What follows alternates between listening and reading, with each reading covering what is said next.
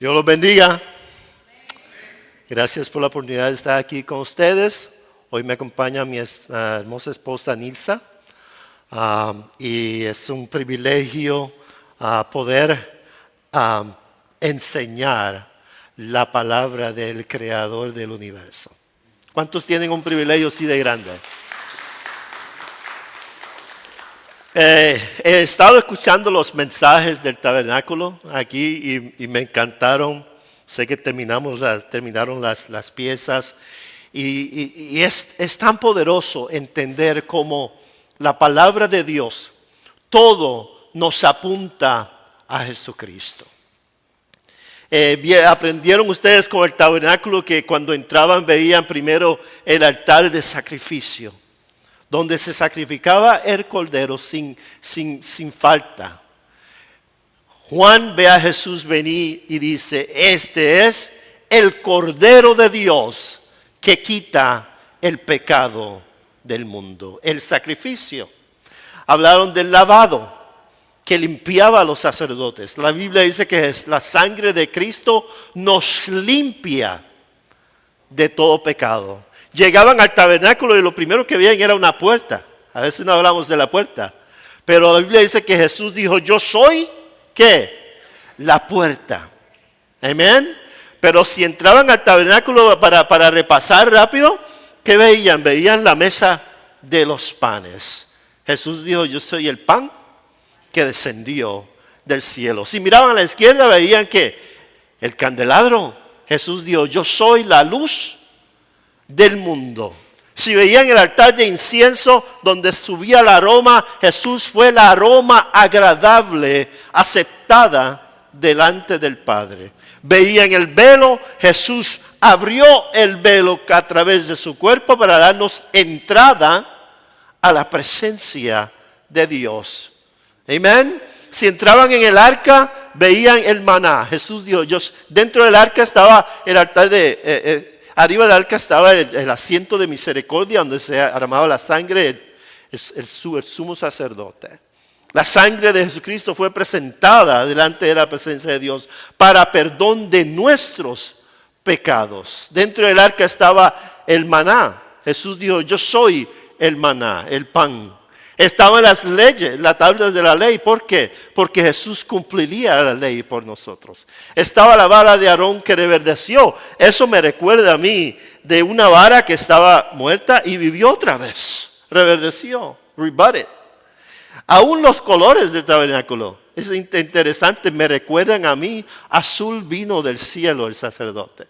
Blanco habla de su pureza. Púrpura habla que eres rey. Y cuando miramos al tabernáculo vemos que Dios nos está mostrando, ok, ahora es difícil para el sacerdote entrar a la presencia de Dios, pero todas estas cosas que ven van a mostrarle que viene uno, que es lo que hablamos hoy, Dios con nosotros, Jesús, que nos llevaría a la presencia de Dios. Amén. Jesucristo. Y el tabernáculo es tremendo. Aún no tenemos tiempo hoy, pero cuando vemos en mi vida, ¿cómo puedo yo ver mi vida a través de un formato de un tabernáculo? Bueno, el sacrificio. La Biblia dice que nos presentemos delante de Dios como un sacrificio vivo. El lavado, cuando estamos en comunión, dice que nos lavemos los pies, queriendo decir comunión de nosotros, limpiarnos, como hablaba el discipulado, la palabra, la verdad que nos entra, nos limpia. Y cuando llegamos a la mesa de los panes, ¿qué vemos? Comunión. La comunión de nosotros. El candelabro, nosotros somos la luz del mundo.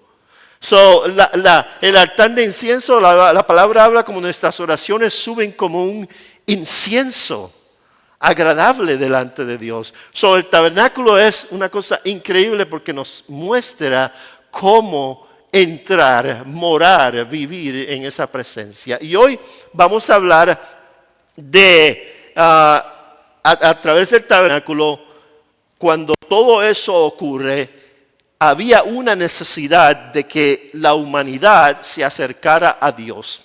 Pero el tabernáculo mostraba la dificultad que había para que el hombre o la mujer se acercara a Dios.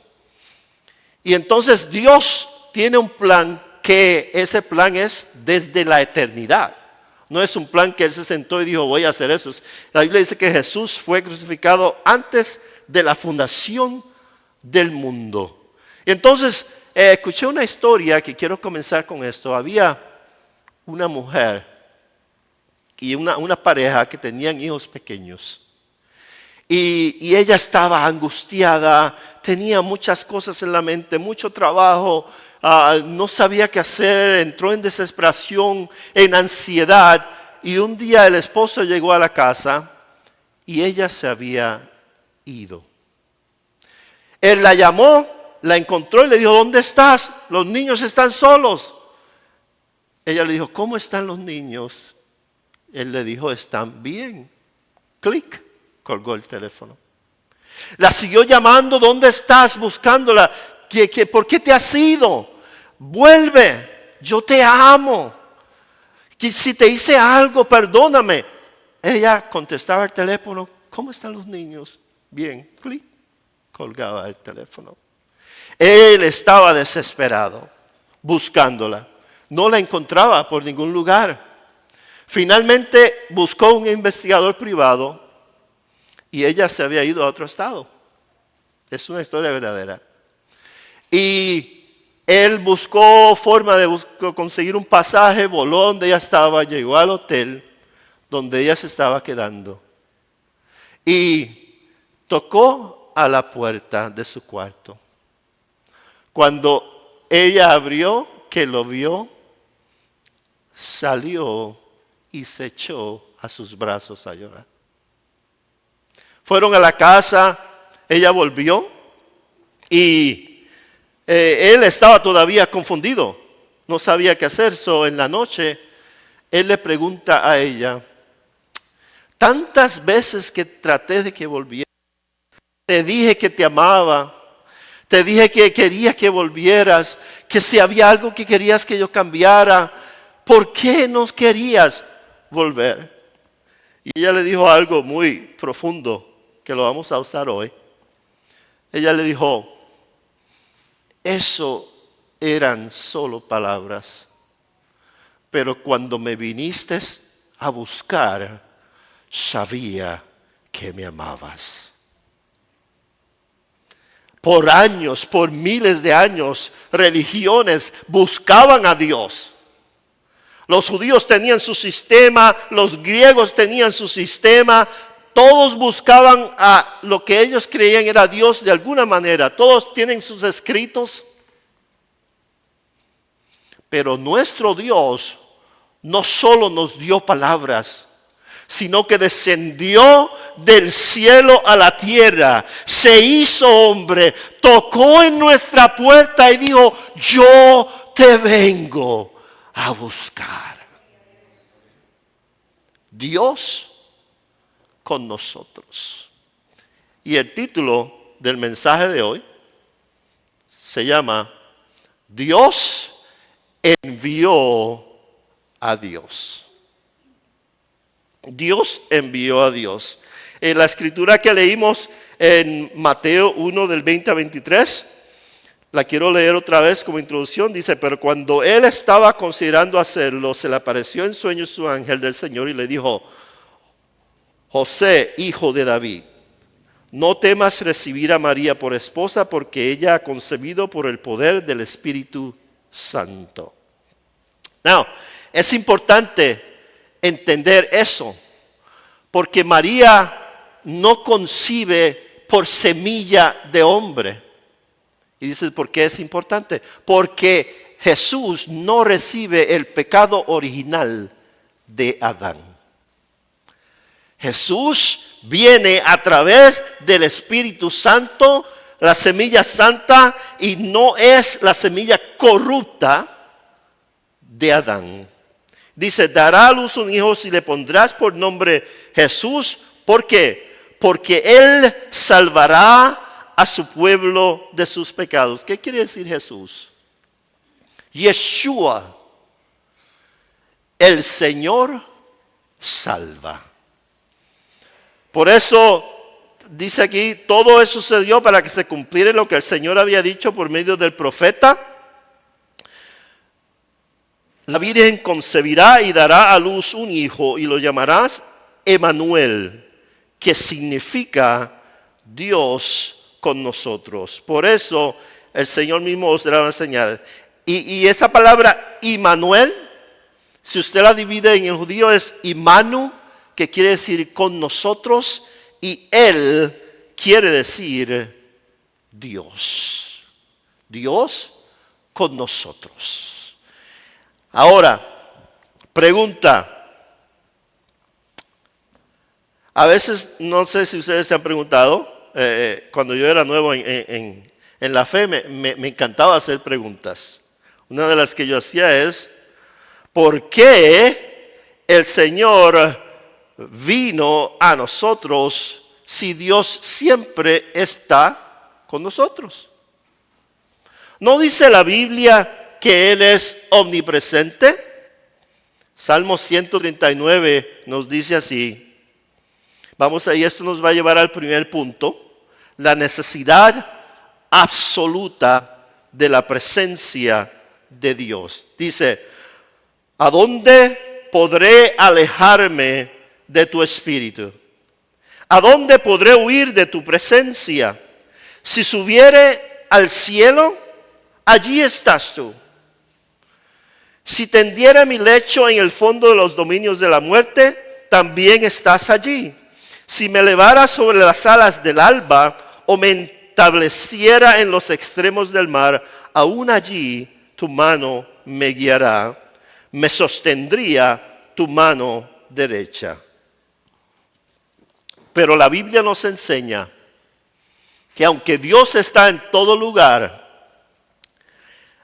hay un lugar donde su presencia es manifestada. Su gloria es manifestada.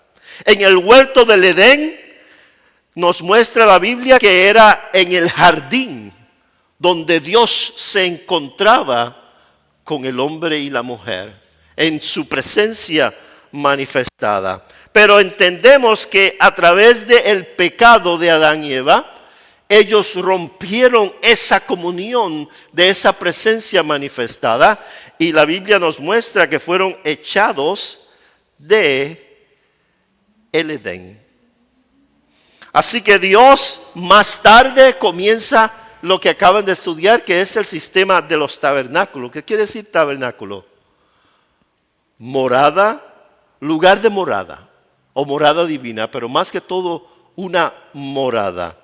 Y el tabernáculo nos reveló la separación, el abismo que existía entre la humanidad.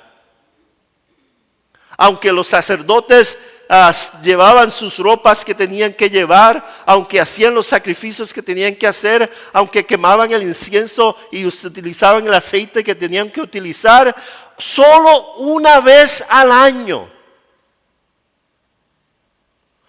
una persona, el sumo sacerdote, podría entrar al lugar santísimo.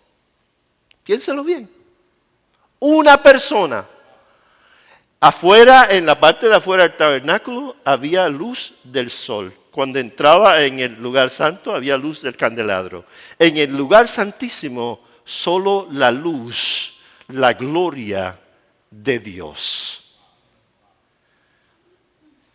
Un hombre, y si ese hombre no seguía todas las instrucciones, cuando entraba en la presencia de Dios iba a morir. So Dios comienza el plan. Y a veces me impresiona como, me impresiona como los israelitas vieron tantas cosas. En Números 9:15 dice, el día que se armó el santuario, es decir, la tienda del pacto, la nube lo cubrió y durante toda la noche cobró apariencia de fuego. Piénselo bien, usted está en la noche, usted mira y ve una columna de fuego. Así sucedía siempre. De día la nube cubría el santuario, mientras que de noche cobraba apariencia de fuego. Pero a pesar de ver todas esas cosas, la Biblia nos muestra que los israelitas continuaban rebelándose en contra de Dios. Dios los castigaba, ellos se arrepentían, Dios los restauraba, ellos se rebelaban, Dios los castigaba, ellos se arrepentían, Dios los restauraba. Es algo que ocurre desde el principio.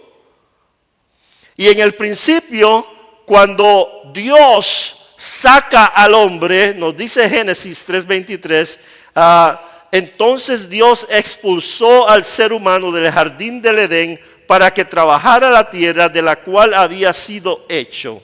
Luego de expulsarlo, puso al oriente del jardín del Edén a los querubines y una espada ardiente que se movía por todos lados para custodiar el camino del árbol de la vida. ¿Por qué? Porque la rebelión del ser humano trajo juicio. Y ya vimos no solo la necesidad absoluta de la presencia de Dios para el ser humano, pero la necesidad absoluta de juicio que fue causada por la rebelión de la humanidad. La Biblia nos dice, aún hoy día, si usted piensa bien, hoy en día, tanta gente que se pierde. Mateo 7:13 dice, porque es ancha la puerta y espacioso el camino que conduce a la destrucción, y muchos entran por ella. Muchos. Pero después dice, angosto el camino que conduce a la vida, y pocos son los que la hallan. Piense, millones de personas por el camino ancho. Por eso la Biblia nos llama a predicar, a salvar al mundo por la predicación del Evangelio. Ahora, hablamos de la necesidad absoluta de juicio. ¿Por qué? Mucha gente lee el capítulo 7, que es donde está la profecía de Isaías, que Mateo habla, donde dice que un hijo nos iba a ser nacido. Pero en el capítulo 8 la Biblia habla rápido después de la profecía del 7, habla del juicio que Dios habría de traer sobre el pueblo de Israel por la rebelión. Y en el capítulo 9 entra otra vez a dar la solución para ese juicio. Ahora, quiero que leamos, yo quiero leer el juicio porque estamos hablando de la necesidad absoluta de que hubiese juicio. Dice, vosotros os enfurecéis cuando angustiados y hambrientos vagáis por la tierra. Levantando los ojos al cielo, maldeciréis a vuestro rey y a vuestro Dios. Clavando la mirada en la tierra, solo veréis tinieblas y espantosa penumbra. Seréis arrojados a una oscuridad total. Habla de la necesidad de juicio, pero cuando habla de juicio, en el próximo verso, en el capítulo 9 de Isaías, que es una escritura larga, pero quiero que la sigan conmigo. La Biblia comienza así, y lo que nos va a revelar la Biblia ahora, que a pesar de que había una necesidad absoluta de juicio, había también una necesidad absoluta de un redentor. ¿Cuántos dicen amén? Y dice la Biblia así, a pesar de, hablamos de la rebeldía, hablamos del pecado, no solo del pueblo de Israel, no solo de Adán y Eva, el suyo y el mío, nuestra rebelión. Dice, a pesar de todo, versículo 9:1, a pesar de todo, no habrá más penumbra para la que estuvo angustiada. En el pasado Dios humilló a la tierra de Zabulón y a la tierra de Neftalí, pero en el futuro honrará a Galilea. ¿Quién nació en Galilea? Y dice, tierra de paganos, no nace en Jerusalén, pero vivió en Galilea, Jesucristo. Tierra de paganos en el camino del mar, al otro lado del Jordán. Y fíjese lo que dice, lo primero que vamos a ver hoy. A pesar de todo, este Redentor que venía, dice, el pueblo que andaba en luz ha visto una gran luz. Sobre los que vivían en densas tinieblas, la luz ha resplandecido. Cuando comenzamos a ver las cosas que Dios hizo para estar con nosotros a través de Emmanuel, la primera es que pasaríamos de la oscuridad a la luz.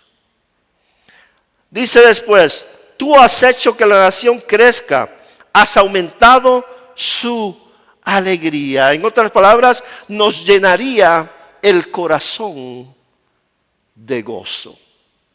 Después dice, y se alegrarán ellos en tu presencia. En otras palabras, tenemos entrada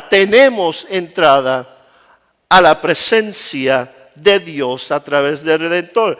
Dice, y después dice, como cuando recogen la cosecha, como cuando reparten el botín, queriendo decir que Él traería prosperidad. Y no estamos hablando el mensaje de prosperidad de hacerse rico, porque Jesús siendo rico se hizo pobre. Estamos hablando de una prosperidad espiritual eterna. Y sí, Dios nos bendice. Después dice, ciertamente tú has quebrado como en la derrota de Madián el yugo que los oprimía, la vara que pesaba sobre sus hombros, el bastón de mando que los subyugaba. En otras palabras, nos liberaría del yugo del enemigo, de la opresión del pecado. El Redentor que vendría nos liberaría de la opresión del pecado. Y dice, todas esas cosas iban a suceder. ¿Por qué? ¿Por qué? Verso 6. Porque nos ha nacido un niño. Amén. Se nos ha concedido un hijo. El regalo de Dios para salvar la humanidad y para traerla otra vez a su presencia. Dice, y ahora vamos a ver, como dice, por medio de Él y para Él, vamos a ver la necesidad absoluta de definir quién es Jesús. ¿Por qué? Porque ese que había de venir, dice, y le darán estos nombres. Consejero, al que había de venir.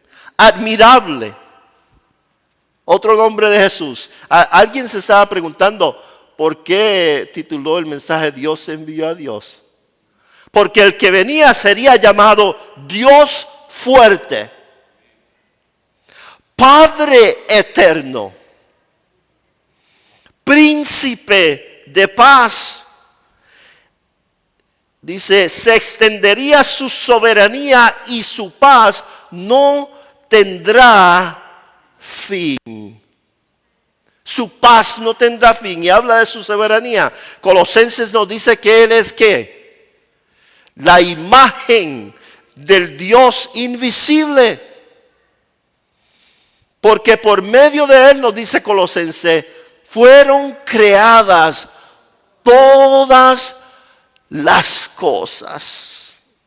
Alabado sea el Señor. En el cielo, en la tierra, visibles o invisibles, sean tronos, poderes, principados o autoridades, todo ha sido creado, y escuche bien, por medio de Él. Él es el source, la fuente, y para Él.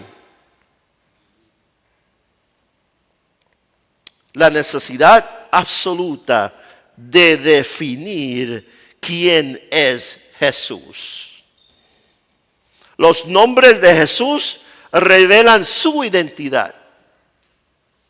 A este mundo le encanta la Navidad. A todo el mundo. Llegó la Navidad, qué felicidad. Woody Bachman estaba hablando en Abu Dhabi, un país árabe. Ellos tienen el récord del árbol de Navidad más caro del mundo en el Guinness Book Record. Un árbol de Navidad que costaba sobre 11 millones de dólares. Y dirías tú, wow, ¿qué madera es esa? No, le pusieron Rolex, le pusieron diamantes, sortijas, cadenas. Tenía más de 180 prendas. En un país árabe. Y si usted va allí, lo más seguro es que alguien le diga, Feliz Navidad, Merry Christmas. ¿Por qué? Porque no entienden quién es Jesús y quién fue el que vino. Como decía Buri, le garantizo que si entendieran qué significa la Navidad, quemarían el árbol. Porque la Navidad no es solo un tiempo de pasarla bien, y no soy un Scrooge. La Navidad es un tiempo en el que tenemos que entender que Dios, el Hijo, el eterno creador, sostenedor de todas las cosas, se despojó de toda su gloria, nos dice Filipenses, y descendió y se hizo hombre, y estando en la condición de hombre, se hizo obediente hasta la muerte y muerte de cruz. ¿Qué? Dios el Hijo, eterno, soberano, que sostiene todo con la palabra de su poder, se hace hombre. Eso es la Navidad. ¿Qué significó la Navidad para mucha gente? ¿Qué significa la Navidad para ti? Es una Navidad de hay que ser nice, hay que compartir, hay que dar regalos. Todo eso es bueno. Todo eso es bueno. Pero la Navidad, y si usted le preguntaba qué significa la Navidad para Jesucristo. Wow. Esa es la pregunta. Se despojó de toda su gloria y descendió y tomó la forma de un hombre. ¡Wow! Dios con nosotros.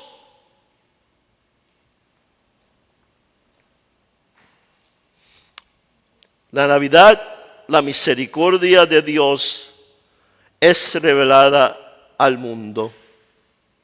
A pesar de nuestra rebeldía, a pesar de nuestro pecado, a pesar de nuestra capacidad, cuando ya no teníamos salvación, nosotros individualmente nos habíamos apartado, Dios envía a Dios, el Hijo, la tercera persona de la Trinidad. Jesús no es como Dios, es Dios. Jesús no se parece a Dios, es Dios. Mientras usted y yo estemos bien con que esta sociedad dice, ay, el niño en el pesebre, mientras él sea un bebé humano que no intimida, la mayoría de la gente está bien. Mientras él sea, como dicen algunas religiones del mundo, un profeta, o él fue un buen profeta, o un buen maestro, mucha gente está bien. Vamos a celebrar la Navidad. Jesús fue un buen hombre, fue 100% hombre, tiene razón. Pero también fue el Dios eterno y soberano que existía antes de los mundos, que descendió, y ese es el significado de la Navidad.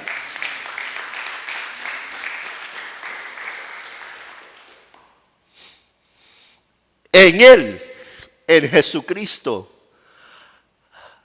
habita toda la plenitud de Dios. ¿Qué es toda? ¿3/4? ¿Y 9/8? ¿8/9? ¿9/10? No, es toda la plenitud de Dios en Él. Felipe le dice, muéstranos al Padre. ¿Cuánto tiempo llevo con ustedes y no han visto al Padre? El que me ha visto a mí, ha visto al Padre. El Padre y yo, ¿qué dice? Uno somos. Cuando vea el baby debajo del árbol de Navidad, recuerde, es Dios. Dios envió a Dios. Desde la eternidad, Jesús dijo, para si alguna razón a alguien todavía le queda una duda, Juan 17:5, y ahora, Padre, está orando, glorifícame en tu presencia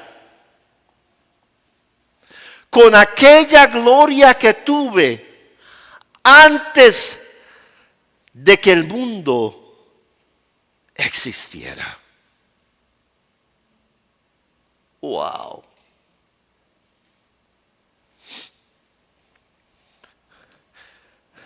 Gálatas, capítulo 4, del 4 al 6, dice, pero cuando se cumplió el plazo.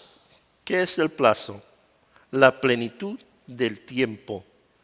El tiempo exacto desde la eternidad en que Dios había decidido que Jesús iba a venir.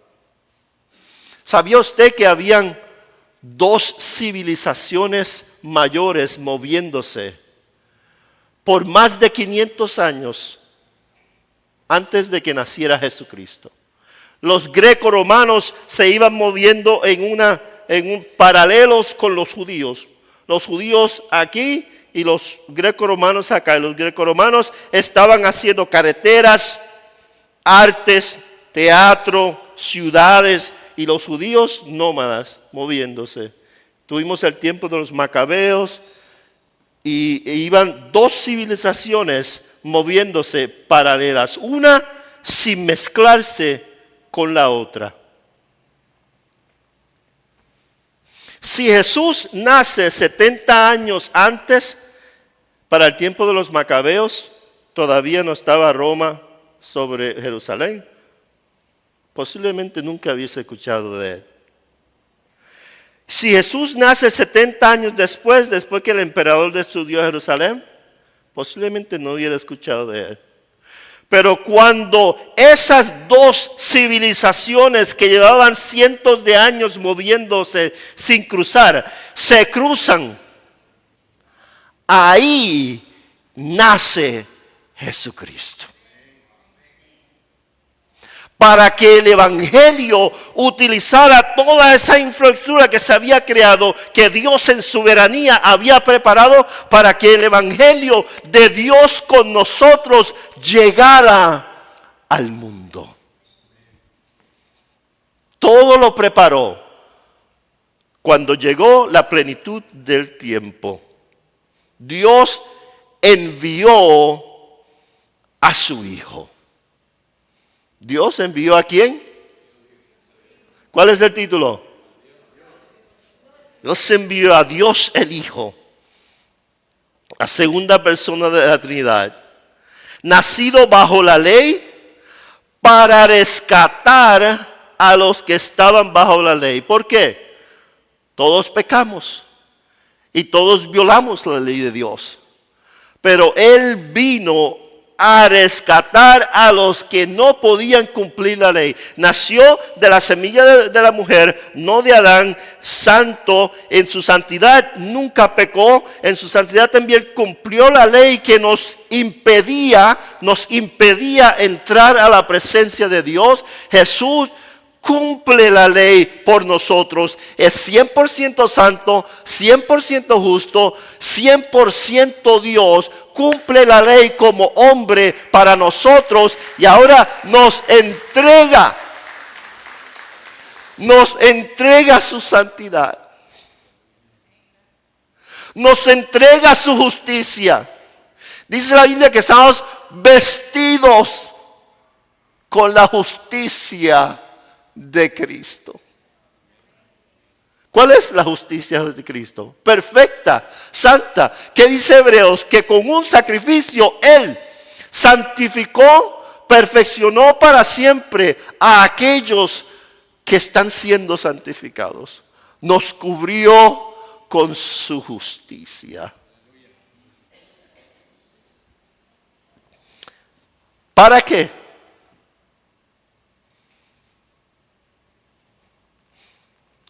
Me alegro que me pregunte, porque si se pierde esto, se pierde el mensaje completo. A fin de que fuésemos adoptados como hijos. Wow. Es tremendo que nos salvó. Es tremendo que nos perdonó. Es tremendo que nos dio vida eterna. Pero no lo dejó ahí.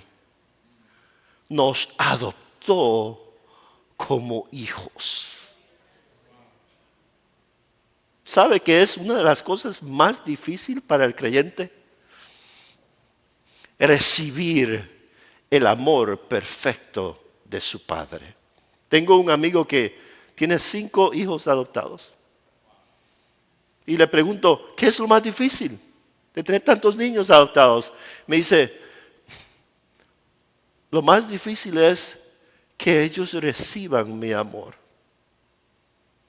No se sienten merecedores, han sufrido mucho, han sido rotos y le hace difícil aceptar mi amor. ¿Habrá alguien aquí que ha sufrido? Sea con padres, una vida dura, que piense, ¿quién me va a amar a mí? Dios te ama.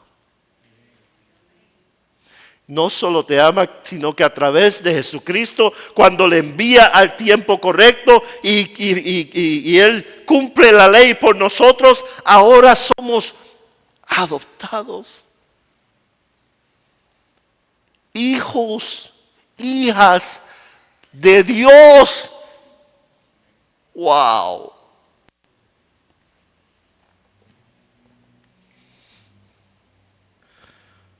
Vosotros ya sois hijos.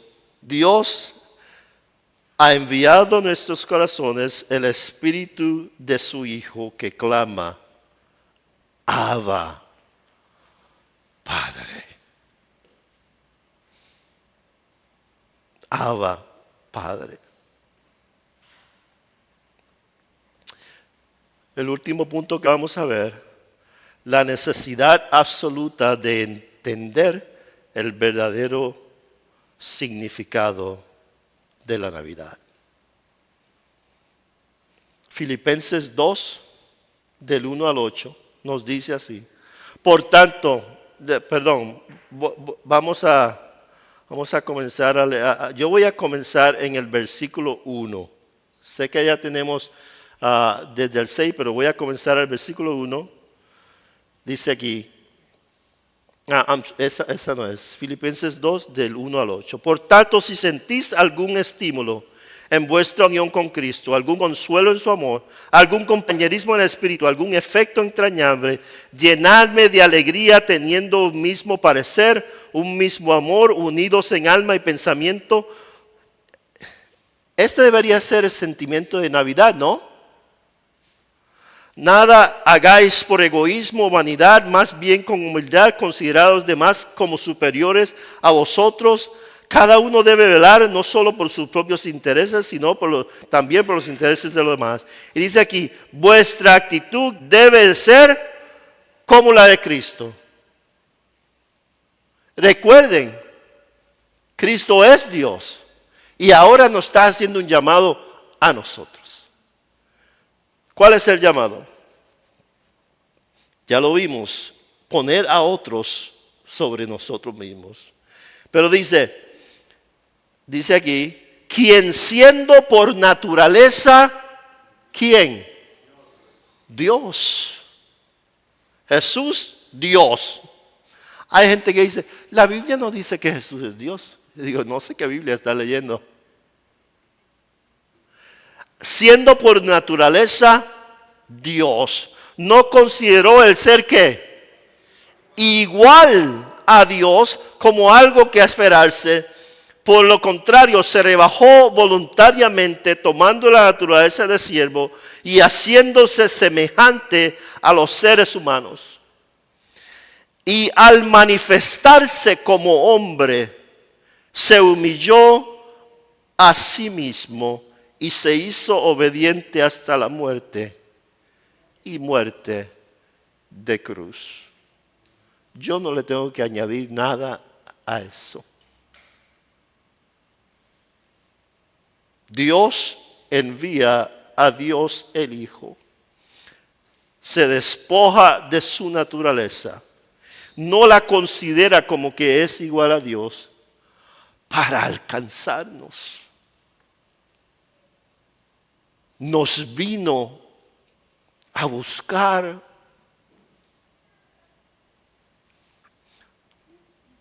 Spurgeon dice así, Charles Spurgeon, Dios con nosotros es la fuente de exquisito deleite.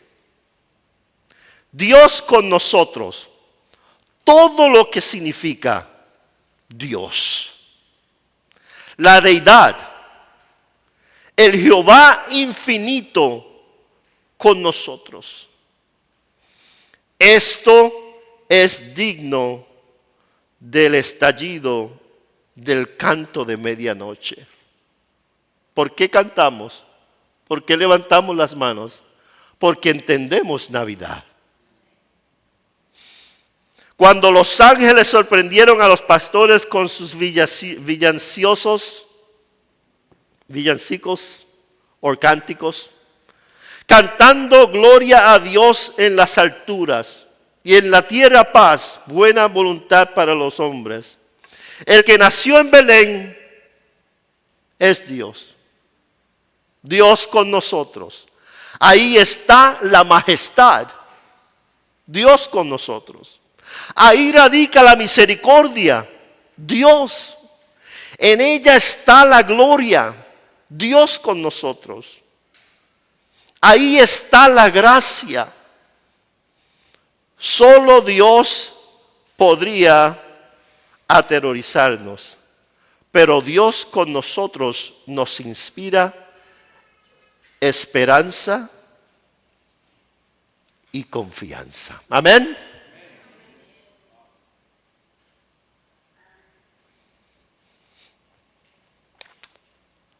Hemos visto desde el principio la presencia de Dios en el jardín. Y cómo a veces la rebeldía humana hizo que esa comunión se rompiera y Dios trae el tabernáculo. Y los israelitas pudieron ver la columna y caminar a través del desierto con Dios, pero se rebelan igual que Adán. Y Dios envía a Dios. Dios el Hijo. Emmanuel, Dios con nosotros. Caminó en esta tierra, sus pies se llenaron de barro. Lloró como nosotros lloramos. Oró con lágrimas como nosotros oramos. Le pidió al Padre, Padre, si hay otra manera. Agonizó igual que nosotros. Tuvo hambre, tuvo sed, igual que nosotros. Fue traicionado por sus propios amigos, igual que nosotros. En todo, en su humanidad, 100% como nosotros. No tenemos un sacerdote que no nos entienda, sino uno que fue, ¿qué? Tentado en todas las cosas. Pero hay más. ¿Qué pasó después de Dios con nosotros?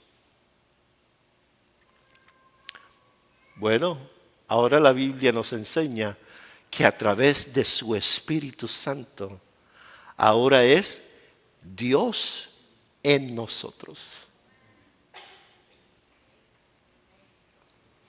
De Dios con nosotros, ahora la presencia, la Biblia dice que somos templo santo de su Espíritu. Piénselo bien. Todas las cosas que los israelitas tenían que pasar para que el sacerdote una vez al año entrara a la presencia de Dios. Y ahora no es solo que el sacerdote entra a la presencia de Dios, sino que la presencia de Dios, el Espíritu Santo, entra en nosotros. Somos templo santo de Dios. Nos santificó, nos perfeccionó, nos lavó y ahora somos morada del Espíritu. Pasamos de la morada en el Antiguo Testamento. Jesús dijo, el Padre y yo, hablando del que le amaba. Escuche bien, el Padre y yo vendremos a Él y moraremos en Él. ¡Wow! Piense, Dios en nosotros. Cristo en mí, la esperanza de gloria. Pero hay más. O sea, wow, ¿más? Sí, hay más. ¿Por qué? Porque Revelación 21 nos dice, y vi un cielo nuevo y una tierra nueva. Porque el primer cielo y la primera tierra pasaron y el mar no existía ya. Y vi Jerusalén, la ciudad santa, la que descendía como una novia preparada para su marido. He aquí, fíjense, dice, he aquí el tabernáculo de Dios con los hombres. Él será su Dios. Él secará todas las lágrimas de nuestros ojos. Nosotros seremos su pueblo. Aleluya. El jardín, el tabernáculo, Dios con nosotros, Dios en nosotros. Y Dios en el tabernáculo celestial con nosotros por la eternidad. ¿Por qué? Porque Jesús nos vino a buscar. Pueden estar de pie un momentito, vamos a orar.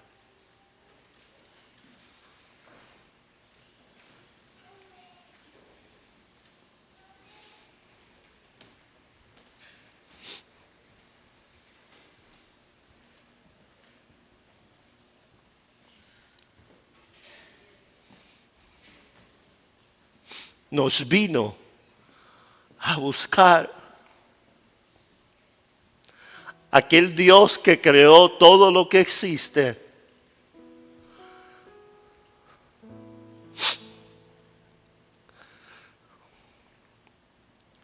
Nos vino a buscar.